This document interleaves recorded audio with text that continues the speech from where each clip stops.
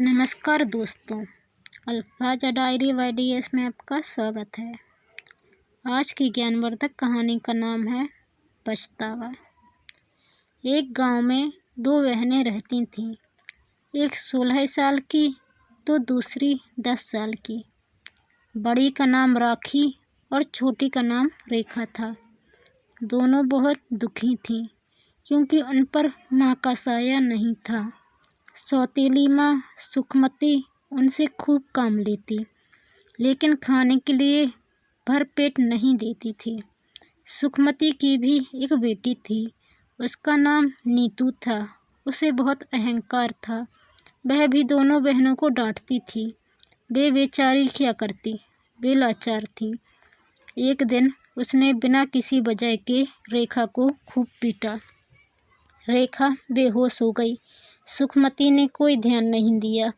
राखी घबरा गई। वह जल्दी से पानी लाई और थोड़ा पानी पिलाया। कुछ देर बाद उसे होश आया। फिर पड़ोस में कमला काकी के पास गई और रोकर अपनी व्यथा सुनाई। कमला काकी बहुत उदार थी। उसे दोनों पर तरस आ रहा था। कमला काकी सुखमती के पास गई और उससे कहा, तुम इन दोनों को इतना तंग क्यों करती हो? ये तो बिना माँ की हैं, इन पर कुछ तरस खाओ। यदि मोहल्ले में पता चल गया तो तुम्हारी बदनामी होगी। सुखमती ने अपनी बेटी को बुलाया और कहा कि देखो नीतू, राखी और रेखा को यहाँ रखना मुश्किल है, क्योंकि इस तरह तो गली मोहल्ले में हम बदनाम हो जाएंगे। नीतू बोली, इन्हें कहीं दूर जंगल में छोड़ आएं। ठीक है, सुखमती ने कहा, ऐसा करने पर कोई हम पर शक भी नहीं करेगा और हमारा काम बन जाएगा। कुछ देर बाद नीतू ने दोनों बहनों को आवाज़ लगाई, उन्हें पास बैठाया। फिर सुखमती प्यार से बोली, तुम हमेशा घर में ही रहती हो, आज तुम्हें बाहर घुमा कर लाते हैं। यह सुनकर दोनों बहुत खुश हुई। नीतू उन दोनों बहनों को साथ लेकर जंगल की तरफ चल पड़ी। राखी और रेखा समझ नहीं पा रही थीं कि आज नीतू उनसे इतना प्यार क्यों जता रही है। तीनों दोपहर को जंगल में पहुंची। चारों तरफ सन्नाटा था। तीनों इधर उधर घूमने लगी। तभी अचानक नीतू ने प्यार का बहाना बनाया और वह राखी से बोली, सामने जो पहाड़ दिखाई दे रहा है उसके पीछे एक छोटा सा तालाब है, तुम दोनों वहीं जाकर सुराही भर लाओ। राखी बोली, हमें उधर जाने में डर लगता है, तुम तो अक्सर इधर आती हो, तो तुम ही पानी ले आओ। डर किस बात का? नीतू बोली, इधर तो कोई जंगली जानवर भी नहीं है, बस पहाड़ के पीछे जाओ और पानी ले आओ। राखी और रेखा मजबूर होकर उस पहाड़ की तरफ चल पड़ी। उनके ओझल होते ही नीतू घर की ओर चल पड़ी। दोनों पहाड़ के पीछे पहुंची तो वहां कोई तालाब नहीं था। कुछ दूर चलने पर एक छोटा सा झरना दिखाई दिया। उन्होंने वहां से सुराही भरी और वापस जंगल आ गई, किंतु अब वहां नीतू नहीं थी। हाँ, उस जगह खाना जरूर रखा था। राखी ने रेखा से कहा कि तुम घबराओ नहीं, पहले खाना खा लेते हैं, फिर रास्ता ढूंढते ढूंढते वापस घर चले जाएंगे। दोनों ने खाना सामने रखा ही था कि एक बूढ़ा आ गया। उसके शरीर पर काफ़ी घाव थे और उनसे खून बह रहा था।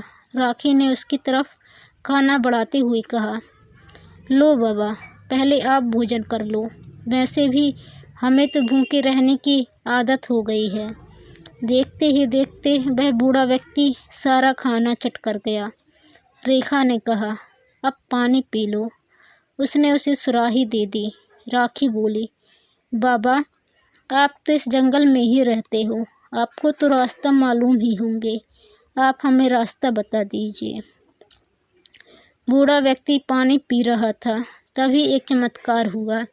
वह व्यक्ति यक्ष के रूप में बदल गया। उसे देखकर दोनों बहनें घबरा गईं। यक्ष ने कहा, घबराओ नहीं, मैं इस जंगल में रहने वाला यक्ष हूँ। मैं तुम दोनों की परीक्षा ले रहा था। मैं तुम्हारी उदारता से बहुत प्रसन्न हुआ। मैं जानता था कि तुम भूखी प्यासी हो, फिर भी तुमने सारा भोजन मुझे दे दिया। मैं यह भी जानता हूँ कि तुम दोनों बहुत दुखी रहती हो। बस आज के बाद तुम्हें और दुख नहीं उठानी पड़ेंगे। तुम दोनों मेरे साथ चलो। फिर यक्ष उन्हें एक गुफा में ले गया और कहा, तुम्हारी मिट्टी में जितने हीरे मोती आए उठा लो। उन्होंने ईमानदारी से एक मुट्ठी उठा लिए। यक्ष ने उनको रास्ता बता दिया। दोनों आगे बढ़ी। तभी यक्ष ने कहा, जरा ठहरो, तुम्हारी माँ को सजा देना तो मैं भूल ही गया। बताओ उन्हें क्या सजा दूँ?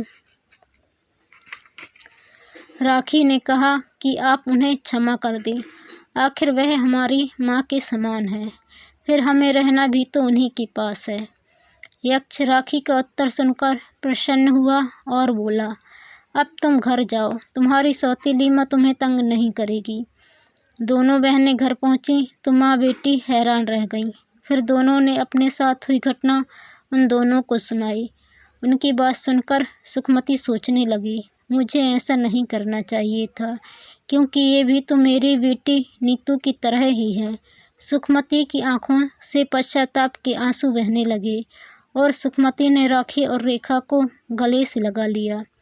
सुखमती के व्यवहार को देखकर दोनों बहनें बहुत खुश हुईं। नीतू को भी अब अपने किए पर दुख हो रहा था। दोस्तों, आपको ये कहानी कैसी लगी कमेंट कर बताएं। चैनल पर नए आए हैं तो प्लीज़ चैनल को सब्सक्राइब कर बेल आइकन को क्लिक कर लें और वीडियो को लाइक शेयर करना ना भूलें। धन्यवाद।